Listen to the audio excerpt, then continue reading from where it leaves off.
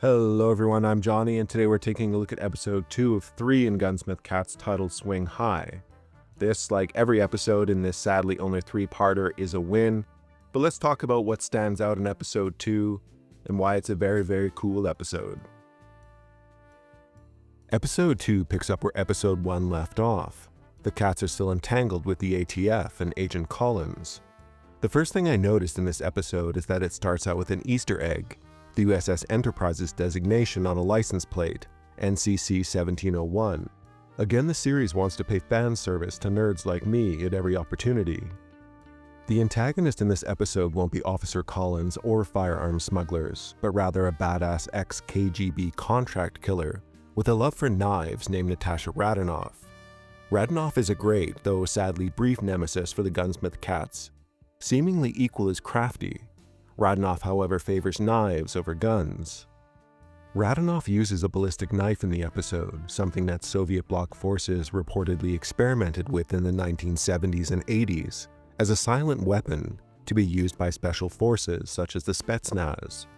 Such knives then gained commercial popularity in the 80s in America. Springs for these knives allowed them to be propelled past 5 meters or 16 feet, at a speed of 63 kilometers or 39 miles per hour.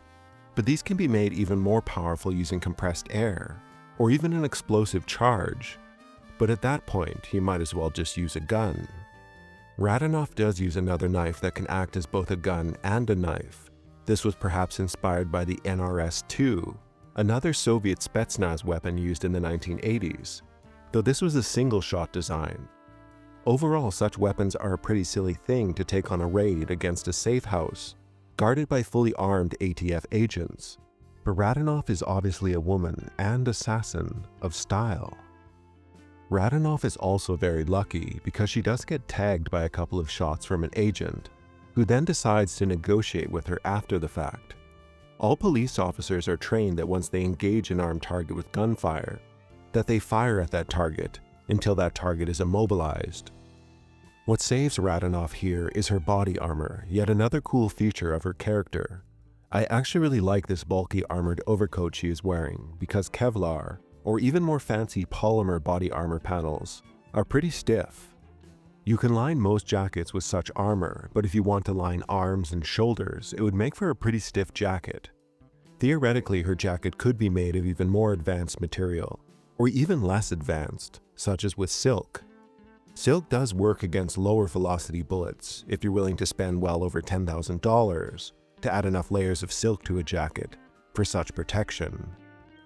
I love when Radanoff hangs up her coat. Assuming it's Kevlar, you have at least 10 pounds of Kevlar in this jacket. Plus she's got a cut down Remington 870 in there, assorted knives, and who knows what else. Later in the episode, you have another excellent shootout between Raleigh and some gun smugglers, including one great reload scene. Love that Raleigh reclaims her empty magazine after dropping the bad guys. There's also a flashbang used at the start of this scene. Most flashbangs will give off a very loud bang and a concussive blast, so even though the girls are wearing shades, this move could mess them up more than the baddies. But Minnie May is a bomb expert of sorts, so I'll write this off as a custom flashbang. A small trope here of a disarming shot, next to impossible in combat, and you'd be crazy to try it on someone actively threatening another person. Head and chest shots work better. The climax of the episode is a best of best car chases in Raleigh's Shelby GT500. Turn up the volume for the car chase and enjoy the authentic Shelby sounds. The only mild disappointment in this scene is that Motorhead or something a little more metal didn't come on when Raleigh jammed in a cassette.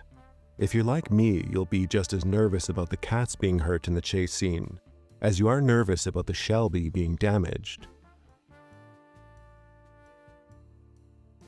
Alright, I'm Johnny, thanks for watching. I hope you enjoyed my take on episode 2. It's possibly even better than episode 1, but they're both pretty damn fantastic. Anyway, if you want to support the channel, do like, subscribe, or comment, and all that jazz. But most importantly for me and this Gunsmith cat over here, do take care and have a nice rest of your day.